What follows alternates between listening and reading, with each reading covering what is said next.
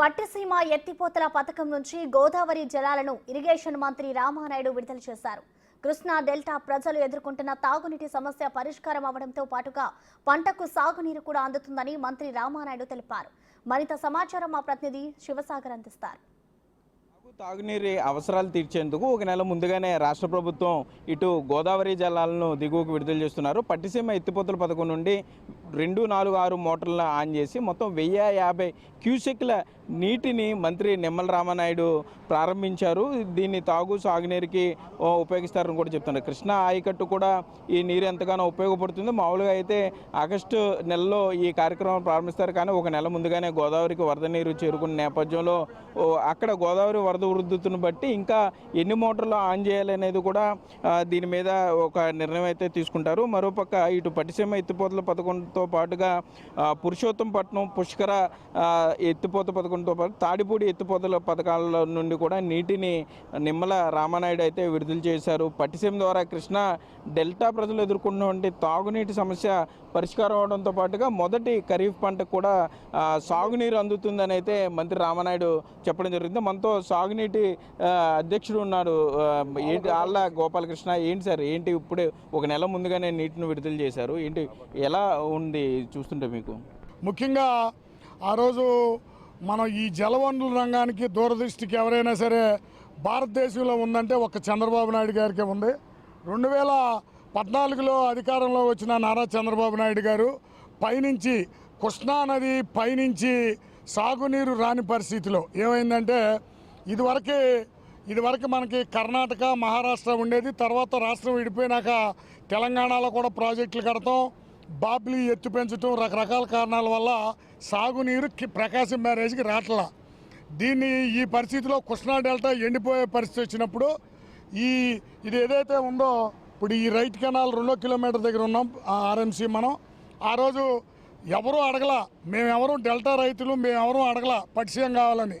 చంద్రబాబు నాయుడు గారు ఒక విజన్తో ఆ రోజు మన పోలవరం కెనాలు ఒక 5-6 ఏళ్ళు పట్టే అవకాశం ఉంది కాబట్టి ఇప్పుడు ఇమీడియట్గా కృష్ణా డెల్టాని స్టెబిలైజ్ చేయాలనే ఉద్దేశంతో పట్టిసీమను తీసుకొచ్చి ఈ పట్టిసీమ పంపుని 1300 కోట్లతో రికార్డు స్థాయిలో 9 నెలల్లో పూర్తి చేయడం జరిగింది. 2015 సెప్టెంబర్లో వదిలారు. దీనికి ముఖ్య ఉద్దేశం, అప్పుడు అసలు పట్టిసీమ అనవసరం అన్నారు. పట్టిసీమ ఎందుకు, ఇది డబ్బులు కేవలం క్యాప్చర్ చేయడానికి అని కూడా అప్పటి ప్రతిపక్ష విమర్శలు చేసింది. డెఫినెట్గా ఏంటంటే అవగాహన రాహిత్యం అండి. ఎందుకంటే ఇప్పుడు మనం ఇది శుభ తరుణం, మంచి తరుణం, జల్లులు పడుతున్నాయి. ఇవాళ కాలకేయాలను గుర్తు చేసుకోకూడదు మనం, కానీ గుర్తు చేయాల్సిన పరిస్థితి వచ్చింది. ఈ అంబటి రాంబాబు అనేవాడికి క్యూసెక్కి టీఎంసీకి తేడా తెలీదు.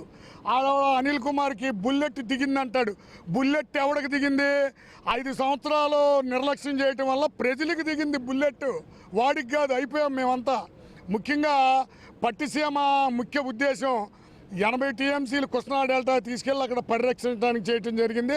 మొట్టమొదటిసారిగా 2015లో స్టార్ట్ చేసి 8 టీఎంసీలు ఇచ్చాం.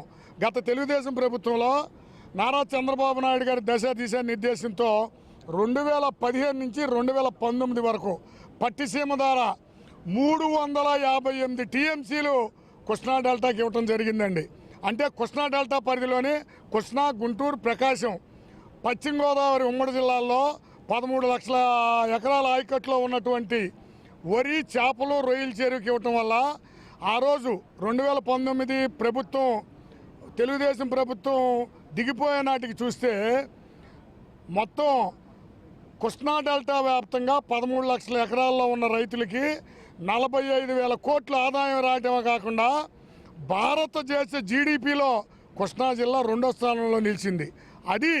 That is Chandrababu Naidu, that is Telugu Desam ప్రభుత్వం. ఓకే, మనం చూస్తున్నాం పట్టిసీమ ఎత్తిపోతల పథకం నుండి అక్కడ మోటార్లు ఆన్ చేసిన తర్వాత నీరు ఏ విధంగా ఇక్కడికి చేరుకుంటుంది అనేది పోలవరం రైట్ కెనాల్ ద్వారా ఇక్కడ నుండి మరలా కృష్ణా ఆయకట్టుకు వెళుతుంది. అక్కడ నుండి రాయలసీమ కూడా నీరు అందించే అవకాశం ఉంటుందని కూడా అధికారులు అయితే చెప్తున్నారు. మొత్తం ఈరోజు 4 ఎత్తిపోతల పథకం, ఒకటి పట్టిసీమ, పురుషోత్తంపట్నం, పుష్కర, తాడిపూడి ఎత్తిపోతల పథకాలకు ఒకేసారి నీటిని అయితే ఇరిగేషన్ మంత్రి నిమ్మల రామానాయుడు విడుదల చేయడం జరిగింది. అంటే ఈ పురుషోత్తంపట్నం ఎత్తిపోతల పథకం ద్వారా ఏలేరు రిజర్వాయర్ రిజర్వాయర్కి నీరు వెళ్ళడంతో పాటుగా అక్కడ నుండి స్టీల్ ప్లాంట్కు విశాఖ పట్టణానికి కూడా తాగునీరు అవకాశం ఉంటుందని కూడా మంత్రి రామానాయుడు చెప్తున్నారు. ఇప్పటికీ రైతులు ఇప్పుడు మాట్లాడారు, మనం విన్నాం వారు చెప్పేది. గత ప్రభుత్వ నిర్లక్ష్యం వల్ల రైతులు ఎంతో ఇబ్బంది పడ్డారు. ప్రస్తుత ప్రభుత్వం 1 నెల ముందుగానే నీటిని విడుదల చేయడం ద్వారా అటు సాగు తాగునీరుకి ఇబ్బంది లేకుండా ఉంటుంది. రైతులకి మొదటి ఖరీఫ్ పంటకు సమయానికి నీరు అందించగలిగే ప్రభుత్వం టీడీపీ ప్రభుత్వం అని కూడా రైతులు చెప్పే పరిస్థితులు అయితే ఇక్కడ ఉన్నాయి. కెమెరామెన్ భాగ్యరాజ్తో సాగర్, బిగ్ టీవీ.